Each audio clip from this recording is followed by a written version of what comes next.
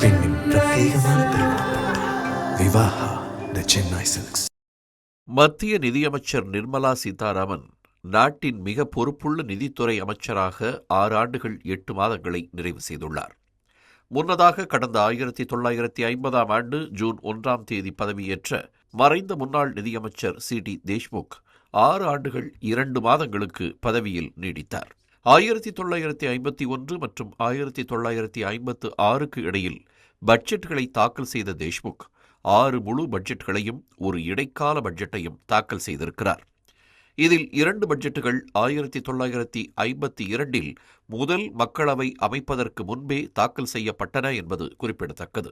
தேஷ்முக்கின் சாதனையை முறியடித்த நிர்மலா சீதாராமன் இந்த ஆண்டுக்கான மத்திய பட்ஜெட்டை தாக்கல் செய்வதன் மூலம் தொடர்ச்சியாக 9வது முறை பட்ஜெட்டை தாக்கல் செய்தவர் என்ற புதிய சாதனையை படைக்கிறார்.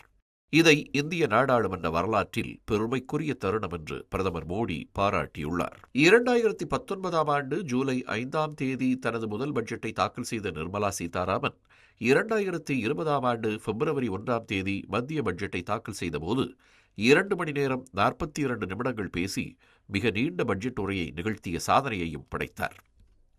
கடந்த 2024இல் தொடர்ந்து 7வது முறையாக பட்ஜெட் தாக்கல் செய்து தனக்கு முன்னதாக மறைந்த முன்னாள் பிரதமரும் முன்னாள் நிதி அமைச்சருமான மொரார்ஜி தேசாயை தொடர்ந்து 6 முறை பட்ஜெட் தாக்கல் செய்த சாதனையை முறியடித்தார்.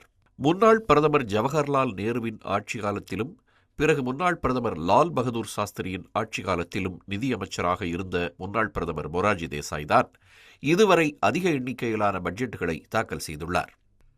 1959ஆம் ஆண்டு தனது முதல் பட்ஜெட்டை தாக்கல் செய்த மொரார்ஜி தேசாய் 1959 முதல் 1964 வரை நிதியமைச்சராக இருந்த காலத்தில் மொத்தம் 6 பட்ஜெட்டுகளையும், பிறகு 1967 முதல் 1969க்கு இடையில் 4 பட்ஜெட்டுகளையும் என மொத்தம் 10 பட்ஜெட்டுகளை தாக்கல் செய்திருக்கிறார்.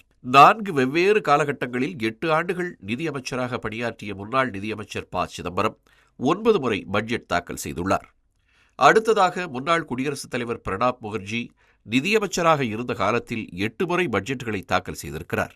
இவர்களெல்லாம் வெவ்வேறு பிரதமர்களின் ஆட்சியில் பட்ஜெட்டை தாக்கல் செய்தனர்.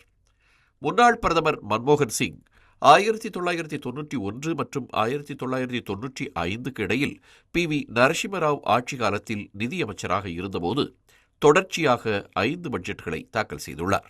மத்திய நிதியமைச்சர் நிர்மலா சீதாராமன் தொடர்ச்சியாக பிரதமர் மோடியின் தலைமையின் கீழ் 9 பட்ஜெட்டை தாக்கல் செய்து புதிய சாதனை படைத்துள்ளார். 2019இல் அடிமை இந்தியாவின் அடையாளமான பட்ஜெட் பிரீஃப் கேஸை மாற்றி சிகப்பு துணியால் சுற்றப்பட்ட பாரம்பரிய இந்திய கணக்கு பதிவேட்டை பயன்படுத்திய நிர்மலா சீதாராமன் 2021இல் ஒரு டேப்லெட்டை பயன்படுத்தி முதல் காகிதமில்லா பட்ஜெட்டையும் தாக்கல் செய்தார்.